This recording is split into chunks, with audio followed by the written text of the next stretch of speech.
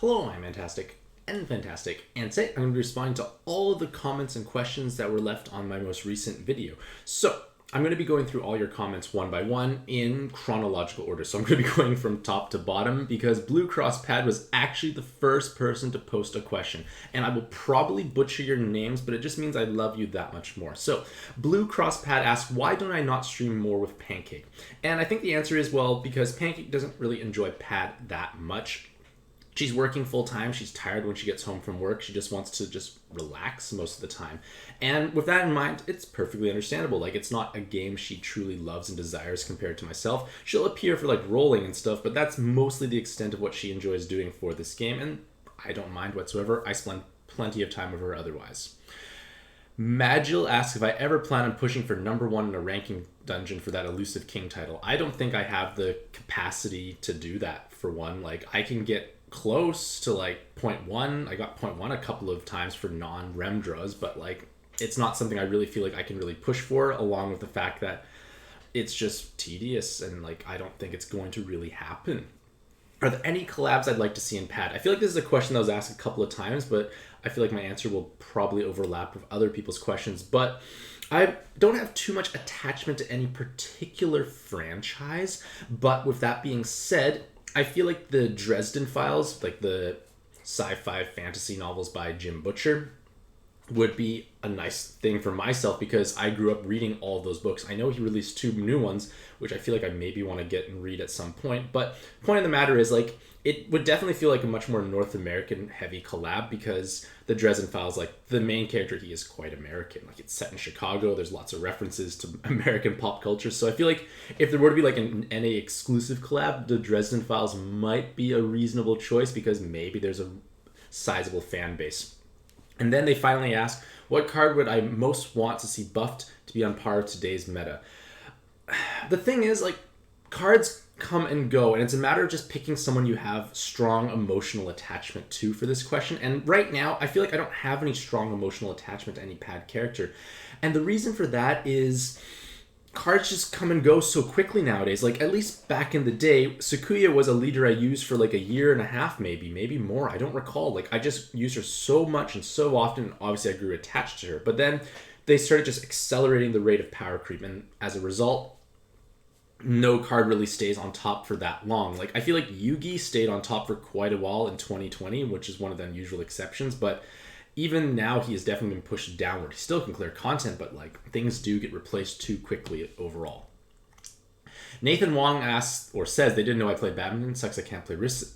Sucks, my wrists prevent me from playing. There's a lot of things preventing me from playing. But the question is, what are new pantheons I'd like to see, and what other Pad content creators do I recommend? So for new pantheons, I don't really know that much about like mythology and lore and whatnot, and I feel like all the big names that like a average individual would know are represented. Like, there's Isis, there's Anubis, there's Ra. I just named all the cards from like a pantheon. But point of the matter is, like, a lot of the big notable gods I know from mythology are really represented. So I don't know what else I really could draw upon for that.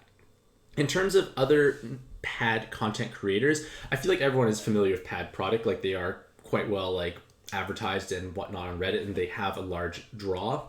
But in terms of like smaller individuals for North America, I feel that like SGT, what is his last numbers? I looked it up. SGT 502 makes pretty nice Pad videos overall. Like, he doesn't have like oral narration, but he has instead on the side text narration explaining their thought process. And that can definitely be meaningful because I do acknowledge the fact that everyone learns through different ways. And that's partially why I have a website for written text for people to read and a YouTube channel for people to listen to said written text.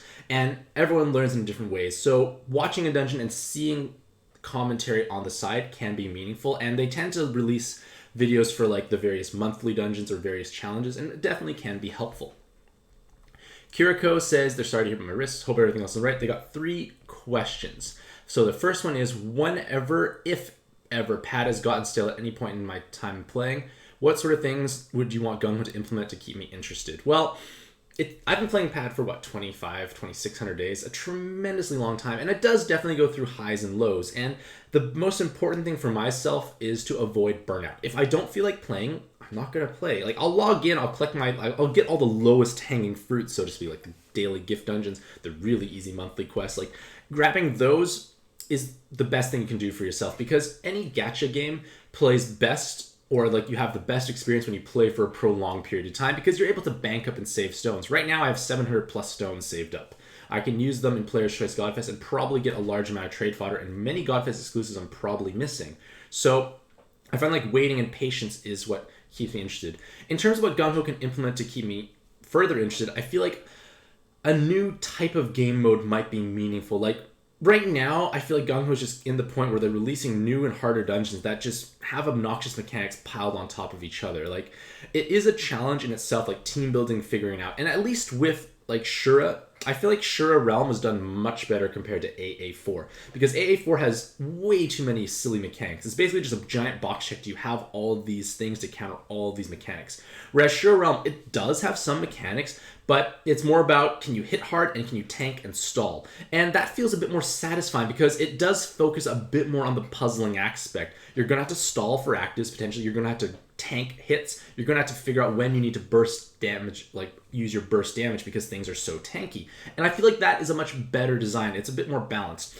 The newer Shura Realm, or Ruler of Hell's Hall, I think it's reasonable overall, but at the same time, like, if there's any other way they can create something different, like, I'm not sure what either game mode, like, in the past I have mentioned, like, in passing, that something like for Fire Emblem Heroes, it's the only other gacha game I play. I basically just kind of play in the morning when I do, like, sit on a bike and do, like, pedaling. Like, I don't have anything else to do, so I'm just going to look at my phone. I might as well just have fun. But for Fire Emblem Heroes, they have, like, 2 game modes that I found were quite fun at some points in times. Like, the first was their Hall of Forums. Basically, like, you have 4 characters that it's kind of like a roguelike event where basically you beat a level and everyone levels up over time, and then you get access to new skills per level cleared. And it's kind of interesting to kind of build your own characters from scratch. It's a cool concept, but maybe Gung Ho could try and have ways to have more customization, because right now everyone is kind of carbon copies themselves. Like, there's only really one truly great set of, like, there's really one good set of Latent Awakenings, and you can't swap your Latent Awakenings without killing the others, so you tend to just stick with what is best. You don't have room for experimentation. So I feel like if Gung Ho had ways to, like, experiment with, like, different latents, you can swap more easily, kind of like how we can swap assists so easily, swap latents easily, swap super awakenings easily. It might make it so we have other options. But even creating something like, say, like Pawns of Loki, I know that's like auto chess. It was fun for a little bit. It's kind of fun still whenever it comes up, but like something like that, just another way to use our characters in meaningful ways. Because I feel like with Pad, because they change characters so quickly due to the power creep, you don't have the chance to get attached to your characters. You can't make something better than it already is. For number 2, do I have any future goals in regards to Pad?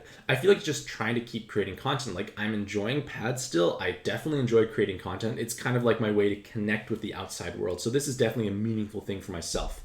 And for New Year's resolutions, I don't really feel like I truly make New Year's resolutions. I was never that kind of individual. I just try and live my day a little bit better than the last one. But I guess in terms of like happy thoughts, Pancake and I are now engaged, so I guess a resolution is like eventually fulfill that marriage proposal, so to speak. But that's good news for myself overall.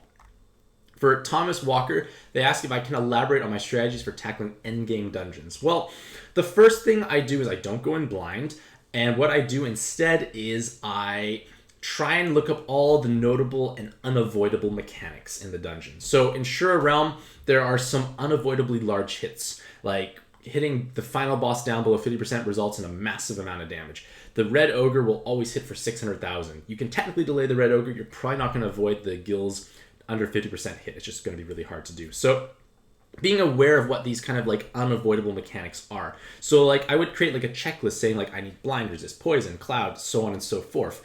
And then I have that checklist beside myself, and then I think, what can I do and what can I bring to make that work?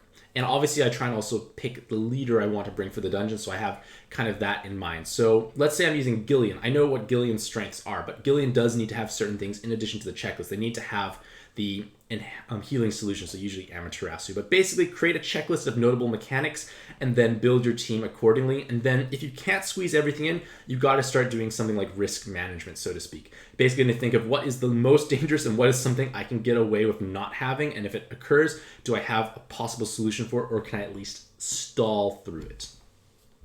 Rawl asks apple or orange juice. I'm not a big juice person, but if I had to pick one, I would like orange juice more. Apple juice, I'm not a big fan of clear juices, I feel, as a general statement. So apple juice doesn't do it for me. And then they're saying this is historical fiction, but not sci-fi, but their favorite book series, Montmorency. It's more aimed at kids, so not too complex or thought-provoking, but just means it's easier and fun to read. To be fair, like, I have read a bunch of young adult when I was a young adult, and a little bit when I got older based on recommendations from Pancake, but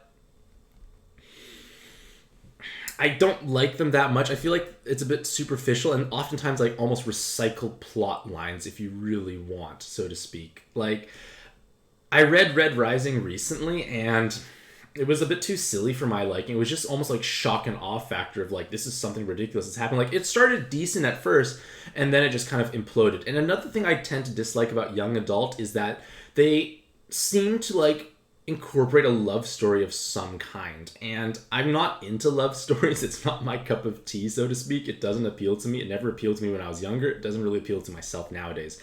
But I have read kind of like some historical fiction. Not much, to be fair. Like, I have read SSGB. I forgot the author. It's basically about like an alternative history timeline where Hitler wins World War II and he basically captures and takes over Europe. And it's basically a story of how like they keep an entire population subdued and how can you control like a country that doesn't want to be controlled and like the rest of the world is still watching. It was an interesting read. It wasn't quite my favorite thing, but it did explore some interesting concepts, mostly like how you can instill control over a large group of people without physically being there. Like, it was an interesting concept and it was obviously very different than what happened in history. So for Blizz on the Track, they say best teams for Mikaj, Ryumi, and Sienna. That is an incredibly vague question. It's more so like, what do you have in your monster box and addressing their shortcomings. Like, you have basically you build teams around the dungeon. It's just a hard question for me to answer, unfortunately. John Blaha says, does anybody know when the Player's Choice Godfest is going live? There's speculation that it could be going live this weekend. There is a maintenance, new stuff that's going to be released. I feel like it should be around that time frame. They may or may not overlap with the current Mystics event. Maybe it'll overlap a bit, maybe it won't, but it should be coming soon. Osrid Bales says, do I think I can make a video or a series on the resources out there available for pads? So PadX, Ilmina, Product, etc., and how they use and how you use them. So for myself, I use PadX usually to look up dungeon information. Like, I just got used to reading the dungeon information layout on PadX, and I usually get it right. Sometimes there are things that surprise me still, but it is a lot of trial and error. For Ilmina, I use Ilmina for searching up anything I need. Like, any monster-related question, I always use Ilmina for, because Ilmina has a beautiful filtering system. And, like, we do have a better filtering system now in-game, but it still pales in comparison. Like, for Ilmina, you can filter awakenings, which we can do in Pad, but you can filter active skill types, you can filter leader skill types, and like you can customize it to any way you want. Like, you need an awoken bind clear with minimum 5 turns that makes fire orbs. You punch that in and like some results may or may not come out. You can filter awakenings, so it's like, say, a weapon assist. Point of the matter is, I love using them for those aspects. And Product is primarily for just JP translations. That is definitely their strongest aspect. Like, JP server is several months ahead. They translate that content to something that we can read and digest. All 3 of those are invaluable resources. And it's for PadX, you're saying that like you have no idea what to use in the context of dungeon information. You just have to get used to reading the symbols. Perhaps, maybe, as a possible follow-up, Osrid, I could maybe make a video where I just kind of go through a dungeon, like a popular endgame dungeon, and just look at all the different mechanics listed in PadX, and maybe I'll build a checklist alongside of it. That might be a good idea, perhaps. Maybe. And then basically the idea is you make like a checklist of mechanics to counter, which is kind of a previous question of how I approach endgame content. I look at the dungeon, find the notable mechanics, write them down, and then proceed accordingly. Bradu asked, what is up with my back? Well, in July 6, 2014, I remember this date, unfortunately, is when I suffered a serious back and neck injury while playing soccer. And for about 6 months, I really couldn't walk at all. Like, I could barely stand upright, stand, walk, etc. Like, life just kind of spiraled downhill by comparison. And I don't have much mobility and I'm in constant pain. And it's frustrating overall. I've talked about it a bit more in the past, but long story short, it's not really going to get better. It probably never will. And treatments, at least at this point in time, are all put on hold or canceled because of COVID. Like the hospital that I've been going to for their interventional pain clinic at St. Paul's Hospital, every time I Google St. Paul's Hospital, the first thing that comes up is like, new outbreak. New outbreak has spread to more areas. I'm just like, oh my goodness, I really don't want to go there because those treatments, like I'm starting a new series of treatments and, well, I don't know if it's going to work and I can just keep waiting. Like it's just not worth the risk for myself at this point in time. Saul Fernandez asks, they wanted to recommend The Way of Kings by Brandon. They want to recommend The Way of Kings. I'll keep that in the back of my mind. And also want to ask what are some of my most used essential assists for endgame dungeons. Well, I'd say right now the most universally helpful weapon assists are the Samurai 3 Pantheons because they have 80% blind, poison, or jammer resist, plus a skill boost. And Fagan Rai. I feel like those weapons are the most universally helpful weapon assist because Fagan Rai is a skill boost and team health. Even if the cloud resist is not going to be helpful, you can slap that on a character and you get a large amount of bonus health. Like it is meaningful, and the skill boost, and assuming you already had the resist. And because the active skill length is 20 turns, it's a little difficult to accidentally charge up. I feel like those are the most universally used weapon assists for myself, at least, and I'm so glad I was able to acquire Fagan Rai recently due to the most recent gift dungeon where you were able to acquire one of those or redeemable medals. And they also asked, do I think pad power creeps much faster in other games?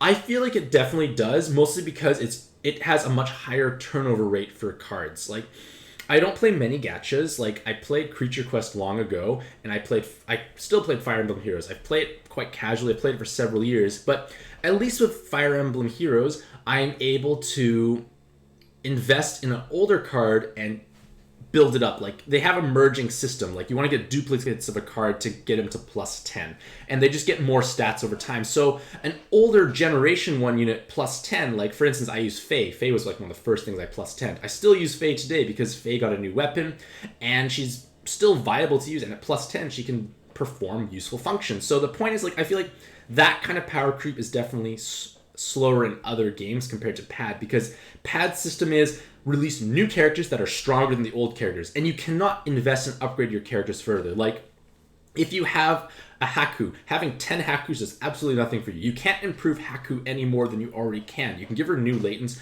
give her super waking, but after a certain point, there's a certain optimal setup, and you're never going to get better than that. So unless they get buffed in the future, like, pad is that kind of cyclic nature. So I feel like pad's power creep is definitely fast, but I guess on the bright side, it is somewhat compensated by the fact that we are giving out so many magic stones, and if you have been playing for a long time, you're able to bank up magic stones. And what I like to do is, when I start like banking up magic stones and a new event comes out, I think to myself, are these cards going to advance my progress? Will they help me do more? And if the answer is yes, they will help me advance and do more, it's a good time to roll. And because you've saved up so many stones, you can definitely acquire more of them.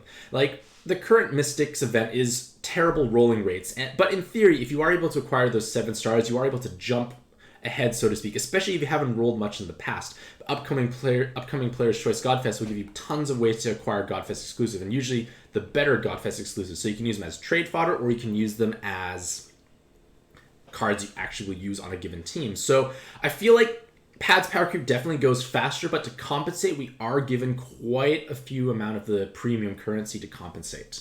The only drawback is you don't really have any sentimental attachment to your characters, because within a couple of months, you tend to just move on from them. Heritage says, I hope I feel better soon. I do appreciate it, and they are sending me their support. They're asking what is the most lackluster or poor and along with the best useful card from the DC collab.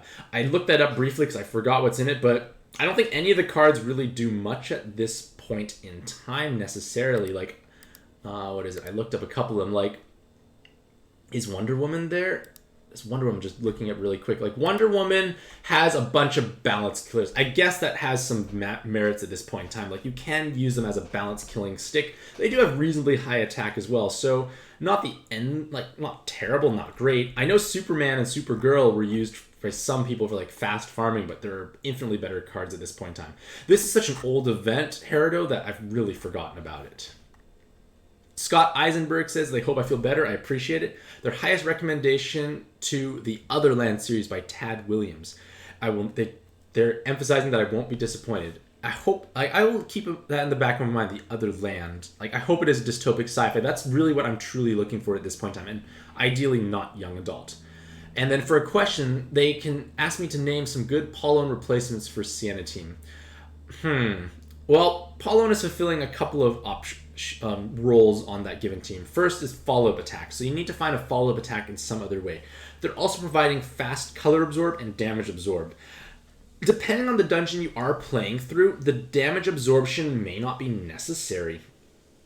Or like the color absorb may not be necessary until later on. Like in the context of Shura Realm, the color absorb, the water sub-attribute should be able to kill Denbola, I feel like it really should be able to. And it's just fire absorb at the very end of the dungeon, or water absorb potentially from one of the Minoas. So having an alternative way to have easy access to that. Like, so one thing that possibly works is like having, say, Persona TV inherited on someone, or Greed Weapon Assist. Greed Weapon Assist is 1 turn of damage absorb, 1 turn of color absorb. So it has a bit of flexibility there, but you probably need something a little longer for sure. It's all about just finding what counter you need for that dungeon. But those are the things that Paulone brings. So having follow-up attack. So the red cotton is not a terrible thing for the follow-up attack aspect, but the active doesn't work that well, and it's only got 1 skill boost, and it's going to definitely hamper your ability to transform right away.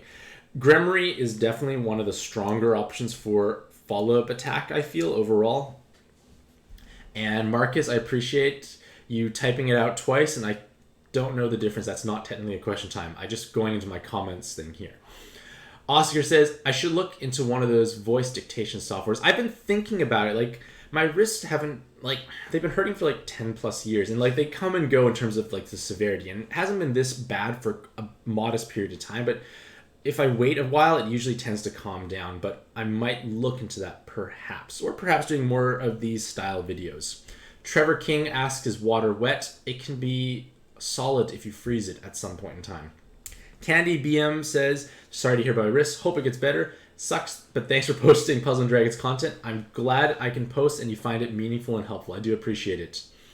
Jack Rod or Chicken Hop asks, do I like it when people sub to me? I love it so much. I look forward to seeing you every month on Twitch when you come by and ask the same question.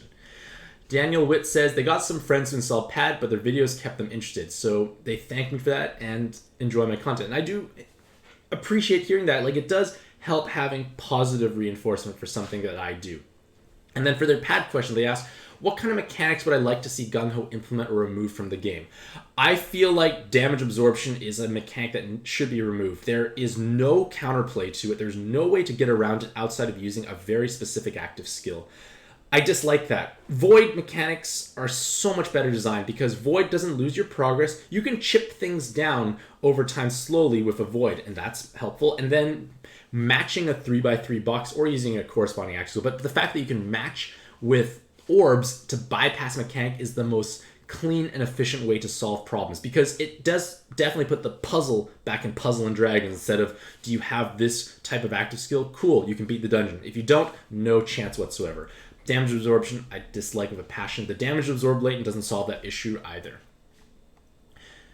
And then, what is my favorite meal? So I am half Chinese, half British, and I have a strong tendency to prefer like traditional Chinese dishes. Like, if I had to pick like one meal to have, and there was no cost like hurdles that I had to worry about someone else is paying for it, I would love to have like traditional Chinese dinners, like the high-end ones, like king crab, oh my goodness, like delicious stuff like that. I love those types of meals, but unfortunately they have a large cost hurdle, and in theory you want to go out as a larger group, because the best part about those meals is that it's the variety of dishes. Like, I prefer sharing food with people. Like for Pancake and I, like many times, like we don't necessarily have our own plate of food. We have plates, and then we have many dishes in the middle between us, and we just take what we want from the middle, so to speak. And I feel like that's a wonderful way to eat and enjoy. Like, so that is my preference for food, and I cook quite a bit as well. So today is actually Pancake's birthday, and I'm going to make her a wonderful dinner tonight. I have a giant pot of chicken stock simmering away on the stove at this point in time. makes delicious soup, of course. And then I'm going to fry up some ginger, garlic, serrano, lemongrass as well. Then add in coriander, turmeric, and cinnamon. Fry it up even further. I have special seasoned oil I make as well, so I'm going to be utilizing that. And I get that all fried up and delicious. And then I pour in the stock, let it boil, simmer for quite some time. Take out all those bits because I don't want to bite into a serrano or a big chunk of ginger. And then I add in like dried shrimp. I'm going to add in some like canned crab meat. Add in coconut milk. Add in maybe some chili oil as well. And it's like a delicious like broth, like coconut curry, seafoody. I'm going to add in a bunch of vegetables, maybe some noodles, maybe. It's going to be an exciting time. And maybe like a couple of other things in the middle. Who knows? But that's kind of what I'm planning to make for dinner, because unfortunately for Pancake, she has a full day of work today, and she starts her first day of classes as well. Man, Acromacroma, I never have been able to say your name, but I always see you comment, and I do enjoy it. And they wish me to get better soon, and they don't have any questions, just want to personally express some more of that love and sympathy this community has for myself. They haven't read any good sci-fi novels recently, but they've begun enjoying The Expanse television show. Fun fact, The Expanse is a show I've been thinking of watching. Like right now, we've just finished season 2 of The Marvelous Mrs. Maisel, and we probably will keep watching season 3, but The Expanse, Bridgerton, I'm trying to think of, like, there are a couple other shows that we've been thinking of watching, but The Expanse is something I've been looking into because, like, it is sci-fi and is based off novels. I don't know if I watch the TV series, I probably won't read them, but I do appreciate the recommendation, and you take care as well. Will Sims recommends I use an anti-inflammatory. They don't have too much effect. I'm not sure if it's inflammation-based. It might be, like, tendon-based as well, perhaps. But I find heat does help, and, like, immobilizing it, so, like, the wrist braces can help. That's what's been most helpful, and then stretching and massaging, grinding those out. Patrick Keenan has given me a wonderful list of notable sci-fis that I haven't named already. The Foundation series, the 2001 series, and Rendezvous of Rama, Stranger in a Strange Land, Forever War, and Forever Peace. Forever War is a title that has come up from a couple other people recommending, and I feel like that's something I might be looking into a little bit more. They also recommend the Uplift series and A Fire Upon the Deep. So I feel like maybe I'd branch into the Forever War after I finish the Dunes, or I just get tired of all the Dune novels and whatnot, perhaps. Cody says, hope I feel better soon. As for a sci-fi book, they recommend Ender's Game. You're not the first person to recommend Ender's Game. I feel like I may have seen the movie, but I completely forgot what it's about. It feels like it's something I might be interested in as well. And they're also asking for pad-related questions. How do I feel about the increased grindiness of recent pad events?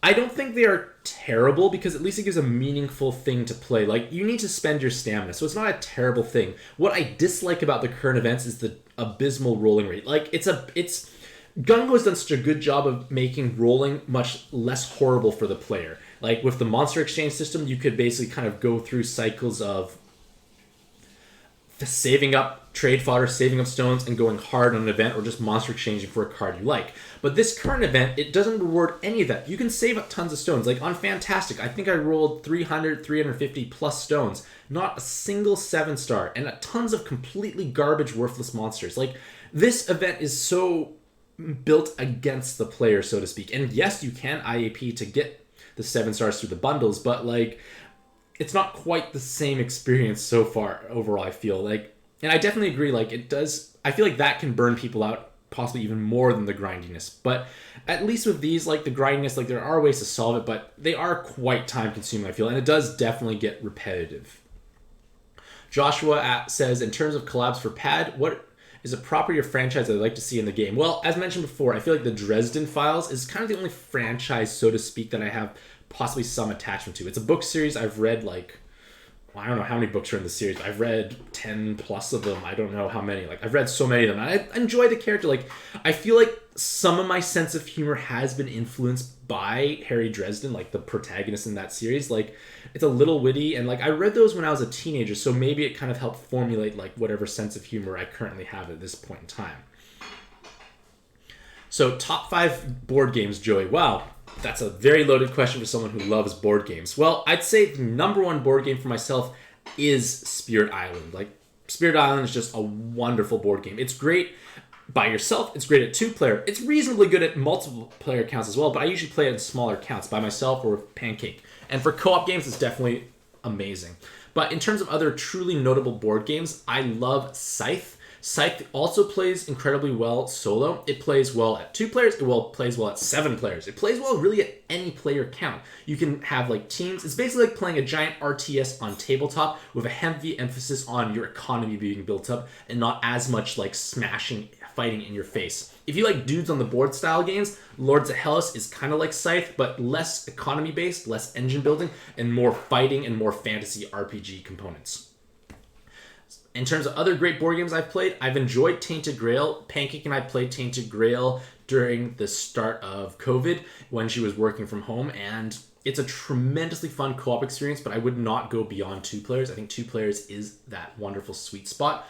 Other major notable games that I enjoy playing, aside from the ones I've mentioned, are Mage Knight for solo. I haven't played it in quite some time, mostly because Spirit Island has really taken over my life in terms of board games, but Mage Knight was my favorite solo board game for a long time, and then Spirit Island just kind of pushed it out with the latest expansion. But it all depends on how many people you have to play with and kind of like the atmosphere and people you play with. Like, for instance, like Through the Ages is a wonderfully complex, incredibly deep board game, but it's hard to get into because it takes many hours to play, and mistakes you make in the early game can cost you late game. It can be frustrating to get into, but if you have a group of people who are into that, it can be meaningful. Gloomhaven is probably one of the more like big board game names out there, and I think it plays fantastically well, but you need a group of 4 total. It doesn't play well at smaller player counts, I feel.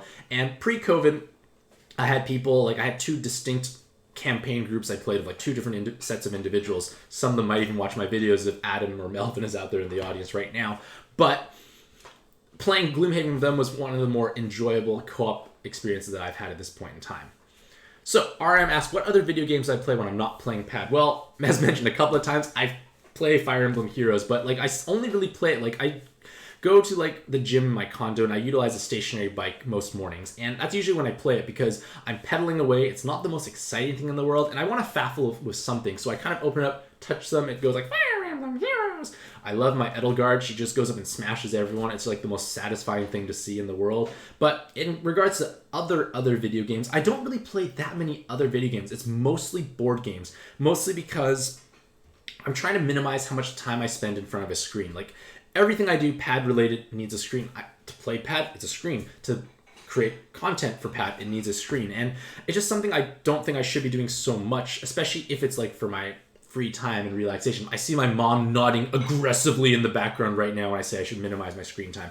We're going to play Spirit Island at some point today, hopefully, as well. But that's why I transitioned to board games. But video games do have a certain thing. But I feel like it's partially like I play video games to like connect with my friends. Like, I played Heroes of the Storm a bit more when my wrists were hurting less, and it was a way for me to like play with my real life friends. Like, we'd get on voice together in Discord, and was almost reminiscent of like those glorious LAN party days I had in like my high school time frame. Like, back then when we didn't have smartphones, we were playing Dota 1. It was just magical times. But I feel like it's more so like the nostalgic factor of like MOBAs playing with my friends that makes me excited. Queen Kiji recommends 1984 and Brave New World. I read Brave New World a couple years ago. I read 1984 many years ago. I think I read it in high school for fun, and then I think I had to read it for like actual class. But I actually have a copy of 1984 sitting on my bookshelf at this point in time. I'll probably reread it again at some point because it's been at least 10 years, and it's definitely worth rereading. But I do like those 2 books. But one thing I do notice, at least with Brave New World, especially because it's a bit more fresh in my mind, I don't remember 1984 as well, is that the writing style is a bit heavier and almost chunkier and archaic to get through, which can be a bit of a hurdle to get into. Like, newer sci-fi by comparison, like Dune, written like 30 odd years later maybe, it's much easier to read. Like, it reads much smoother by comparison. Hyperion, written in the 90s. My mom read Hyperion. She's like nodding, yay, love Hyperion. Hyperion, a bit more newer as well, and it reads a bit more gently. Like, Brave New World was definitely amazing for like world building, like the concepts of creating a caste system based on genetic modification. I think that's truly pretty great, but like obviously like their beliefs and viewpoints of the future are a little almost silly at this point in time, because we know that flying cars are not the standard, along with the fact that telephones are not landlines anymore. Like, I remember like some Philip K. Dick books and Brave New World, like they have like telephones with wires, they have flying cars, of course. Like, it's kind of like their vision of the future, and like it does break the immersion factor a little bit for myself. Either way, good book overall. And an interesting TV series, but not something you should watch with your parents. Avion Jones says, what cards can fill Christmas Gremmery? So, you have to think, what dungeon are you playing through, and why are you using them? And I feel like you're using Christmas Gremmery mostly for their unable to match orb effect. So, you have to look at the dungeon, and you have to think, are there any spawns that have unable to match orb effects that can be lethal? If the answer is no, Christmas Gremmery could really just be any Awoken Bind and Bind clearing solution. Yes, they have skill boosts. Yes, they might get a follow-up attack through Super Awakenings, but the point of the matter is that's their main selling point, is being able to clear unable to match orb effects. And I haven't tried it yet, but I've been kind of contemplating and thinking about it, because for the first Shura realm, one of the spawns earlier on can make it unable to match water or fire, which will kill you because they'll do like a big gravity at the end. But if you're using Grandis as a sub, don't transform Grandis until you get to that spawn. It's definitely doable for sure, and then Grandis gives you that big shield that lasts for a while, and that gravity won't kill you. Haven't tested it, maybe it worked, maybe it won't, but in terms of like other cards that can directly provide that unable to match orb effect counter, Yusil, the Goldfish Girl from the Mystic Spectres event, is a definitely strong contender. It has one more skill boost, actually, as well as Christmas Tamadra. Gives you super blind resist, but technically less damage output because it's the wrong primary color. Salvador Cabrera says, they've seen all my videos but miss a lot because they don't understand the mechanics of my team or the dungeons. It'd be nice to explain every monster in the team and every single inherit before I enter a dungeon. Possibly. I feel like I might try and combine a little stuff I've said beforehand with like how maybe I'll like walk through a dungeon just looking at it on Pad X and creating a checklist on the side of notable things I need to bring. I feel like that might possibly shed a bit more light as well, because understanding the mechanics of the dungeon will help us basically cater our team for that. So perhaps I think that might be a strong video series, kind of combining a couple of questions that some people have asked Salvador. I know it's not a perfect answer to what you do or what you want, but I feel like this is a reasonable compromise as well at the same time.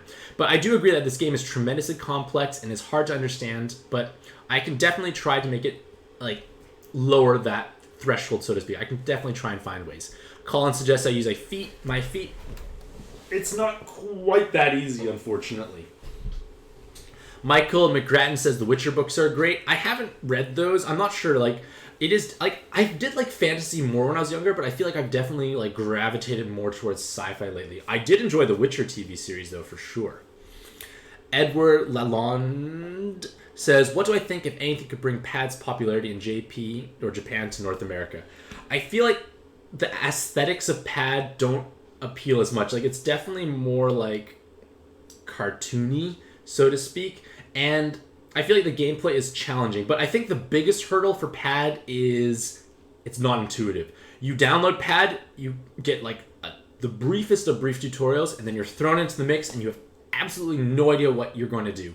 I think what Gung Ho really needs to do is make the early game less confusing. Like, they need to find ways to have it built into the game to be easier to understand, or just even including dungeon information, like tell me what percentage of health this boss is at. Like, tell me what their next attack is going to be at this current health threshold.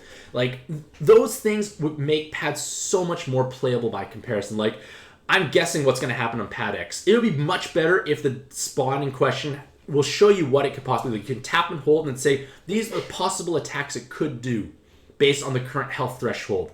Knowing that would be so helpful, I feel, or even like just more information within the dungeon. Like, we know what's happening. Are they at 60% health or below that? We don't know. Sometimes certain attacks and abilities have different health thresholds. It's a very frustrating thing overall. I feel like just making the game easier to get into is the biggest step overall. David Smith says, in the history of Pad, taking into account meta at the time and access to awakenings or lack of awakenings, inherits and skills, etc., what is or are the toughest dungeons that have come out? I feel like one of the biggest jumps was the original release of Arena 1. That was definitely one of the largest jumps in terms of difficulty.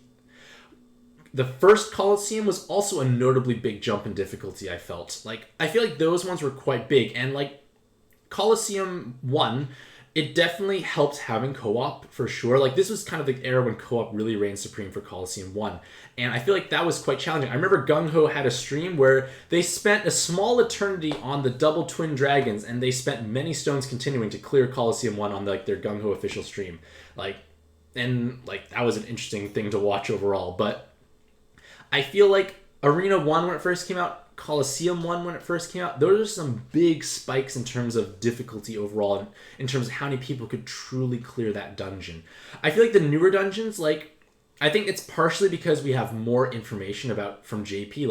Like I mentioned before, Pad Product does a wonderful job translating. So we have so much more information nowadays that we can really just copy what JP has done in terms of what dungeons come out. We know what teams work. We know what the mechanics are. It's less trial and error. So perhaps like the original Arena 1, Coliseum 1, because we had less information coming in at that time, less knowledge, and also I feel like just less tools to handle those mechanics. Like follow-up attack, I don't think follow-up attack really existed back then, and resolves were pretty popular, so gravities and damage control were actually a pretty big deal. And it definitely had more of an emphasis on the puzzling aspect and a little less on the active skill management to a certain extent in terms of like active skills directly countering mechanics. Pseudocracy has a couple of questions. First one is, if I could choose between a Lord of the Rings collab or Star Wars collab, what would I choose?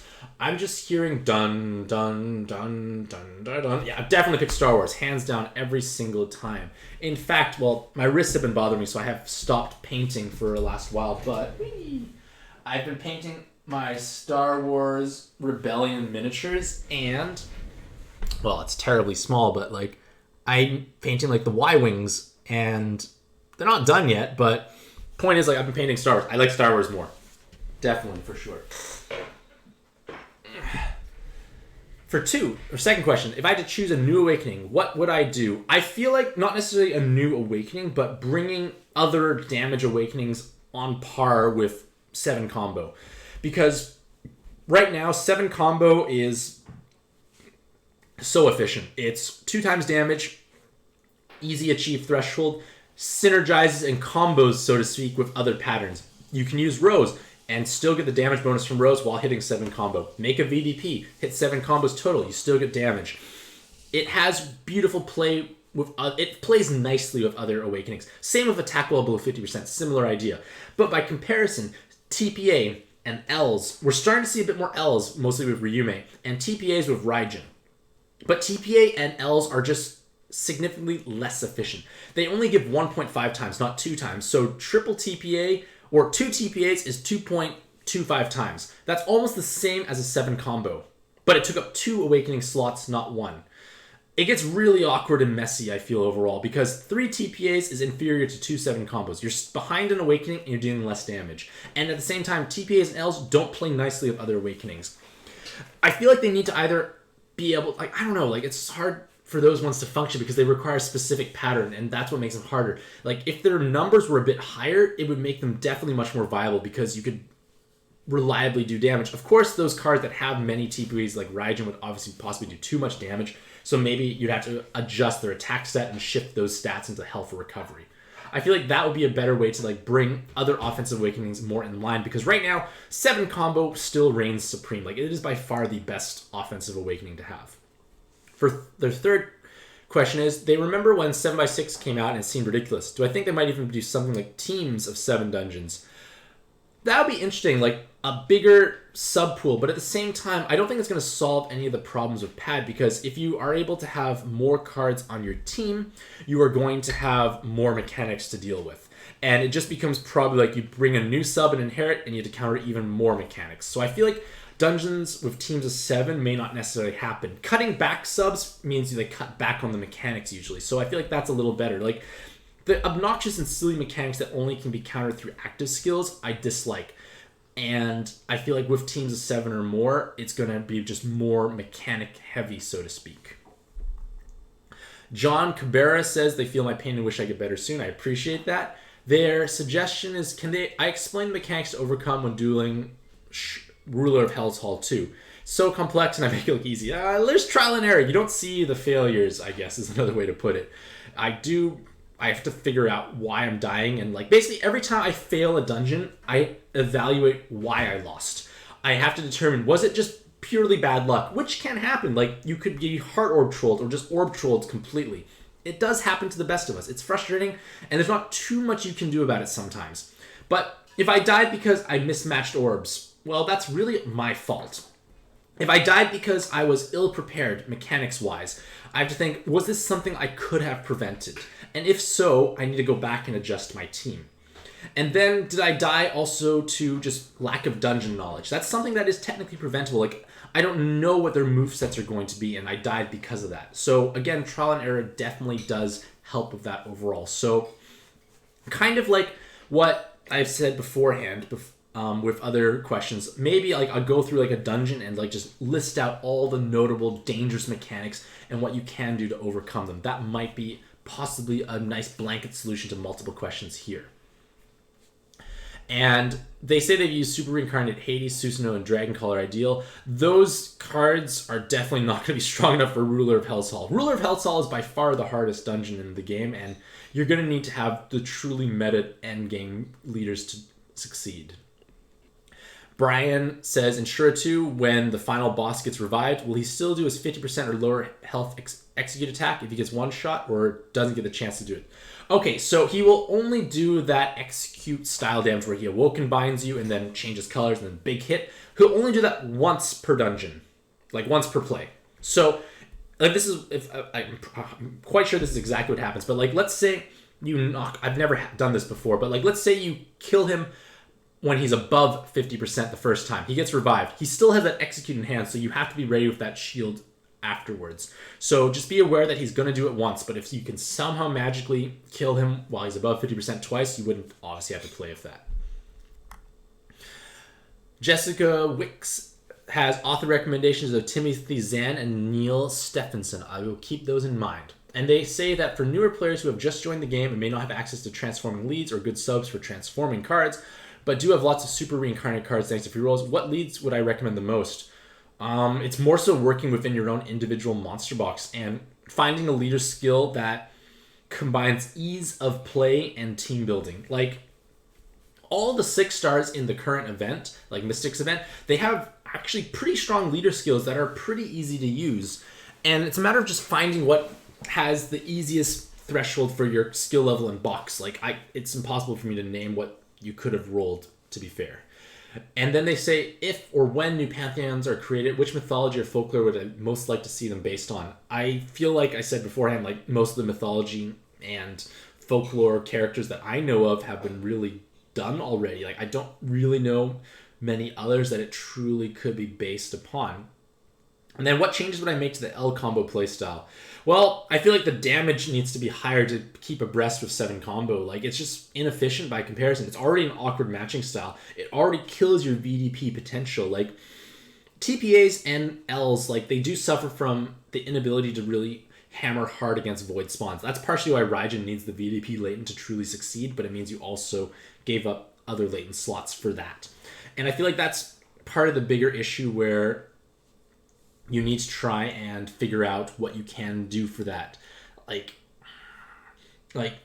for Ryume, like the VDP solution, it can be a little hard because most of the cards you bring have Ls and no VDP. And then matching an L means you need 14 orbs, like 9 for the 3x3 box, 5 for the L. It's cumbersome and chunky. And I feel like raising the damage multiplier of Ls and possibly finding better solution for voids are probably the best way to bring L teams back up to, like, say, top tier.